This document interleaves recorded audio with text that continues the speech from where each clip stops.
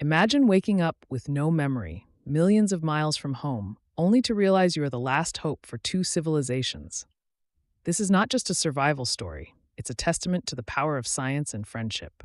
Theme: interstellar, friendship, and salvation. Beyond species.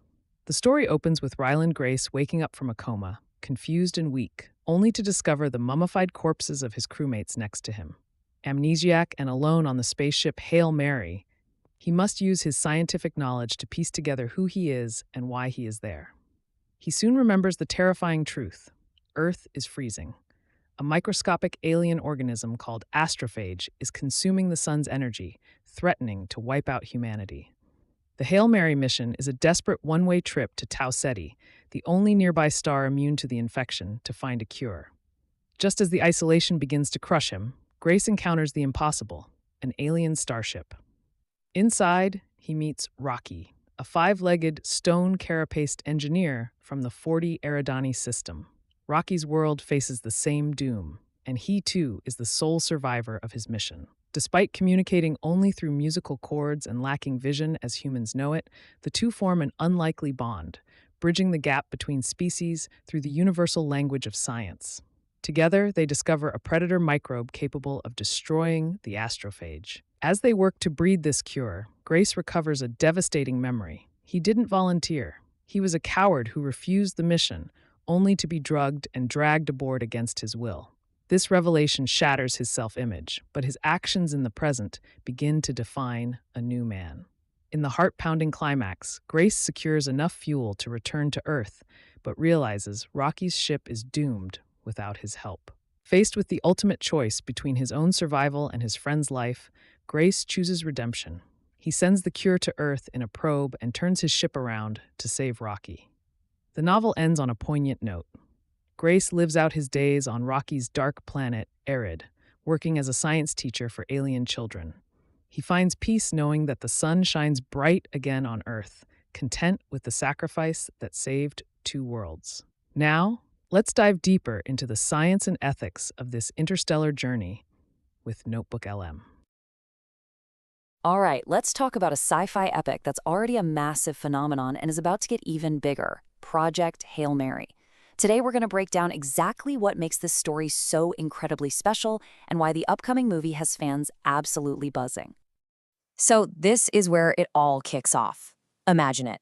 A man wakes up on a spaceship millions of miles from home with zero memory of who he is or how in the world he got there. It's such a powerful hook, right? It just throws you headfirst into the mystery, right there with him.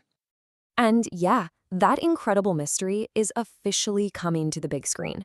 The movie adaptation is starring none other than Ryan Gosling, and it's being directed by Phil Lord and Chris Miller, the creative geniuses behind the Spider-Verse movies.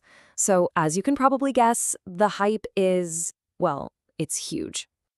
One of the very first details that dropped about the film was its runtime, 156 minutes.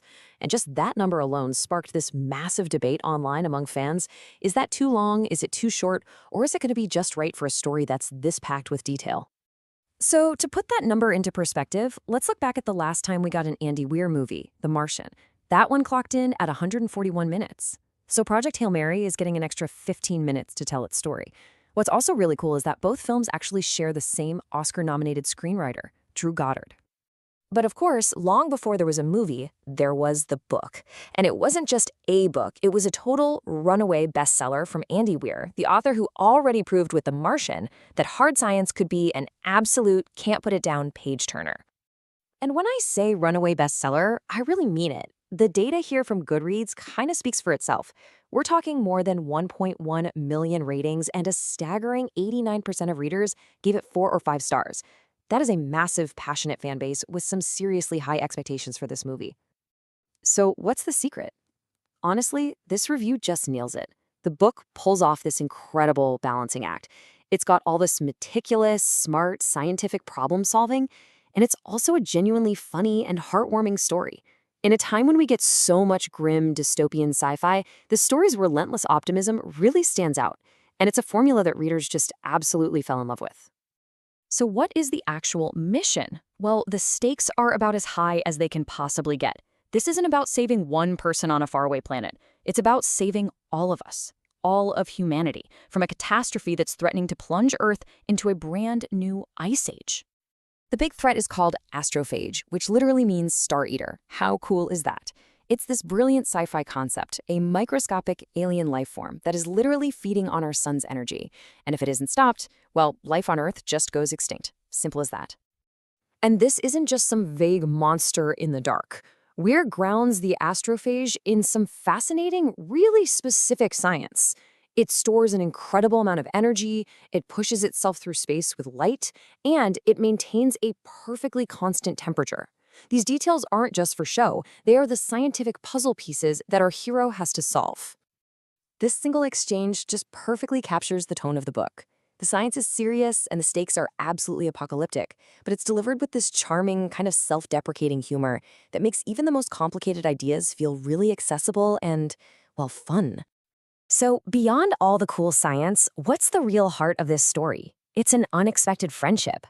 But it starts with our hero, Rylan Grace, believing that he is completely alone, the sole survivor on a mission where the fate of all humanity rests entirely on his shoulders.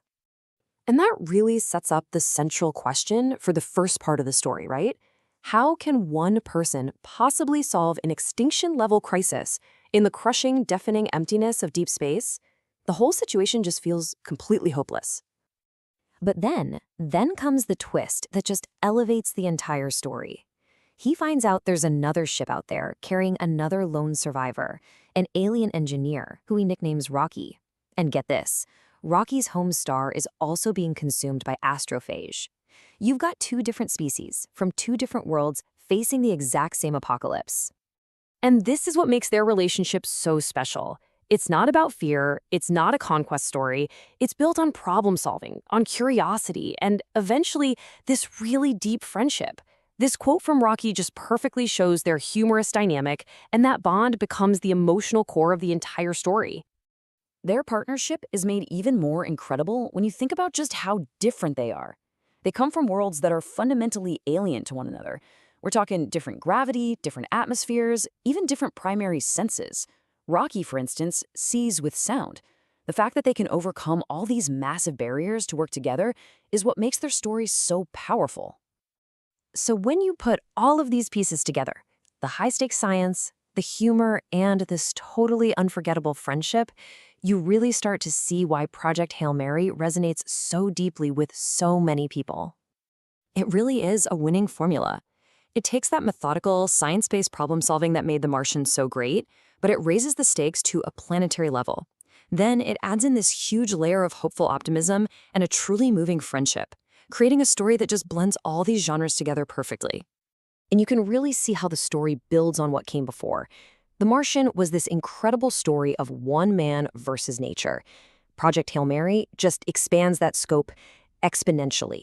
The goal shifts from just surviving to saving entire species, and the key relationship becomes man and alien versus nature. And all of that brings us back to the film.